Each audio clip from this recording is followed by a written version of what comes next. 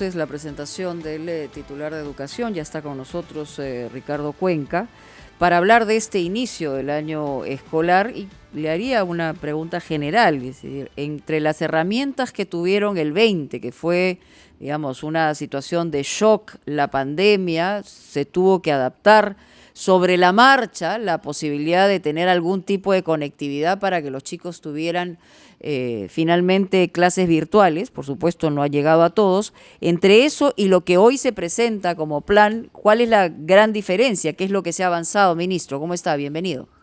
Muy buenos días, muchas gracias Mónica, un saludo para usted y para Fernando y felizmente Buenos pudimos días. retomar la comunicación. Sí. Yo creo que directamente a su pregunta, dos temas creo que hemos aprendido del año pasado y que hemos incorporado en el diseño de este año.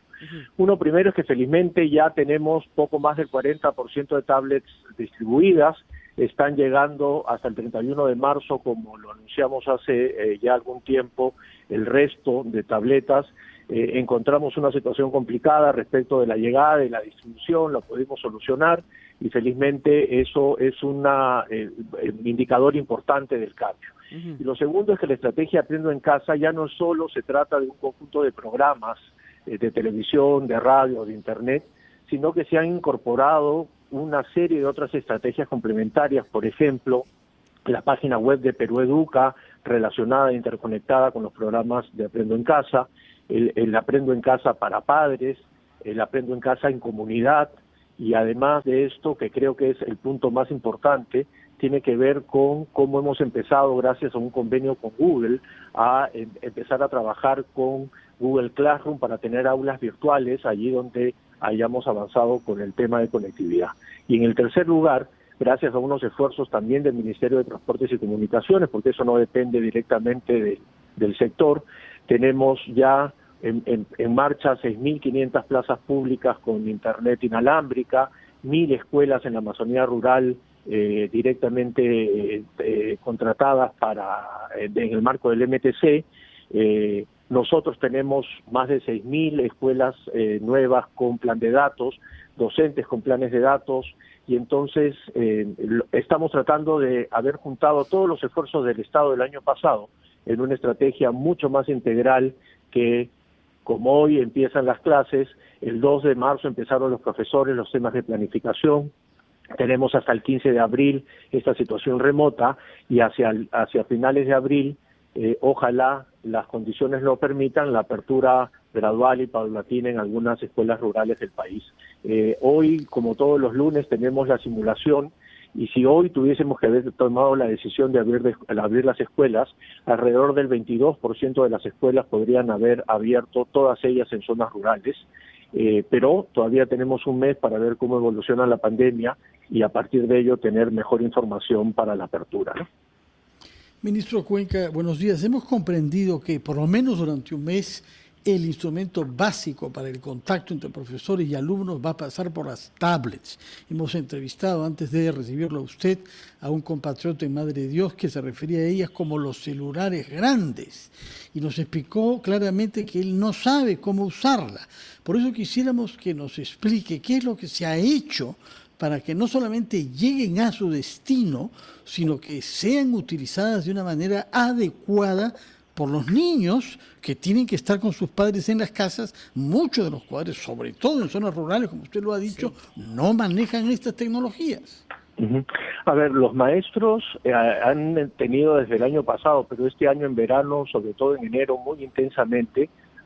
En el primer grupo solo habían ya 30.000 docentes capacitados en manejo de virtualidad, pero además de ello, los gobiernos regionales han hecho un esfuerzo muy importante de acompañar al gobierno nacional y han tenido durante todo el último trimestre del año pasado y el primer bimestre de este año, muchos programas de capacitación para acompañar en el uso de herramientas virtuales a docentes, en algunos gobiernos regionales, inclusive a algunos grupos de padres de familias en las zonas comunitarias, ¿no? Entonces, hay un esfuerzo muy grande para que los docentes se vayan familiarizando cada vez más con esas herramientas.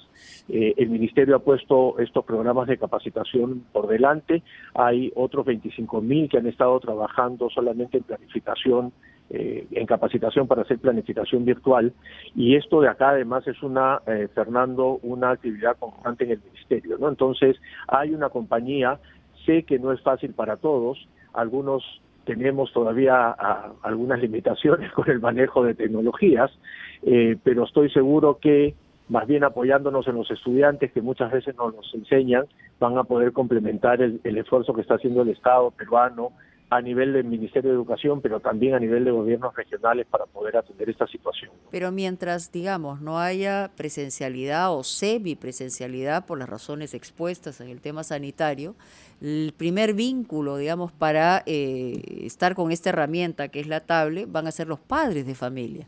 Y entonces ahí nos encontramos con un problema adicional, o sea, la capacitación de los maestros está muy bien y ojalá que esta capacitación, digamos, sea absolutamente transversal, pero el tema, a lo que se refería también Fernando cuando este señor de Madre de Dios, además en llanto por los problemas de inundaciones y etcétera, hablaba del celular grande, es porque no tiene la más mínima y remota, digamos, vinculación con una herramienta de esta naturaleza, y eso no debe ser un caso aislado, me imagino que debe ser un caso que se repite en distintos lugares lejanos de nuestro país, ¿no?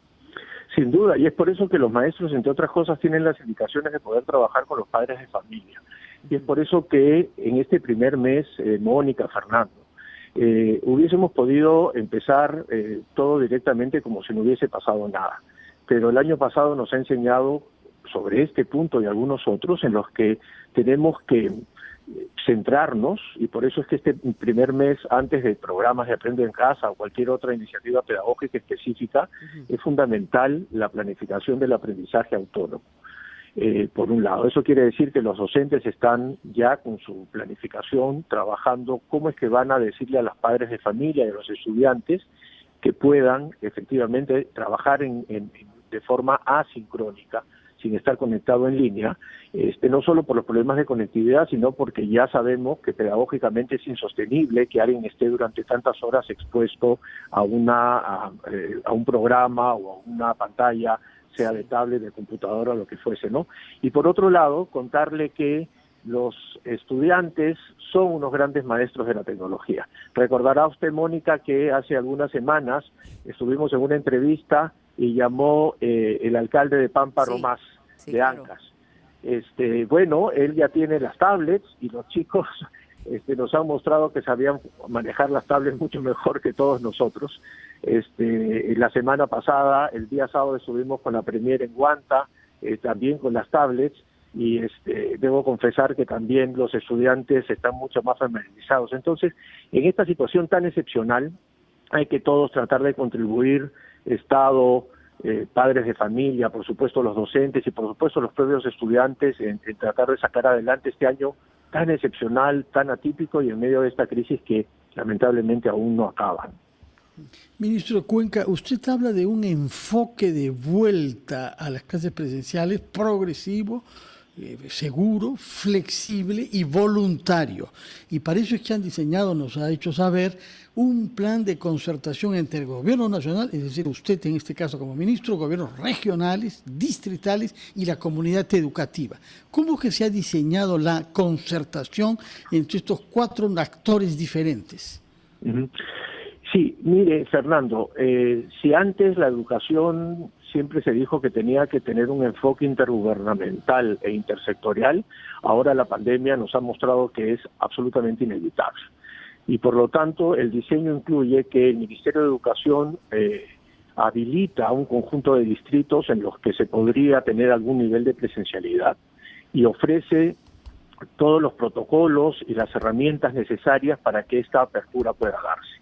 Terminado ese primer nivel, que tiene un comité intersectorial de varios ministerios, vuelve a los gobiernos regionales que juntamente con sus direcciones regionales de educación identifican las instituciones educativas de esos distritos identificados para que las escuelas sean declaradas aptas para su apertura, siguiendo un conjunto de condiciones.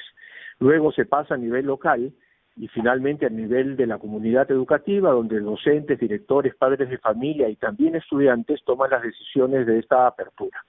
Si finalmente todo este proceso es positivo, si aplican todos los protocolos que ya han sido normados y que son de conocimiento de toda la comunidad educativa y el sector, y se activan los protocolos de apertura, de cierre,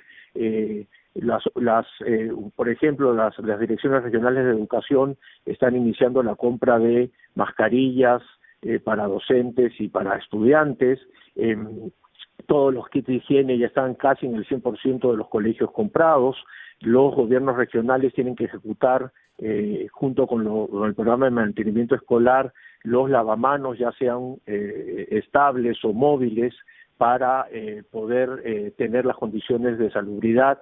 Hay los protocolos de trabajo, están los estudiantes priorizados, los más chiquititos, que son los que les fue peor el año pasado, les fue más duro, aquellos de quinto, de secundaria. Entonces, digamos, están todas estas fases ya diseñadas y normadas y comunicadas en a todos los niveles del país, ¿no? Sí, muy bien. Le agradecemos mucho, ministro. Nosotros esperemos de verdad que en fin, la afectación que la ha habido en este año 20 respecto a los resultados en la escolaridad, de alguna manera se pongan en el mejor nivel este año, y estamos seguros también, y eso me imagino con un sí o un no, la educación no va a volver a ser la misma. Es decir, se ha avanzado en el tema de la conectividad, ha cambiado la forma de plantearse la educación, y probablemente lo que hay que hacer es sacarle millaje. Sin embargo, las transiciones siempre son muy complejas y muy difíciles.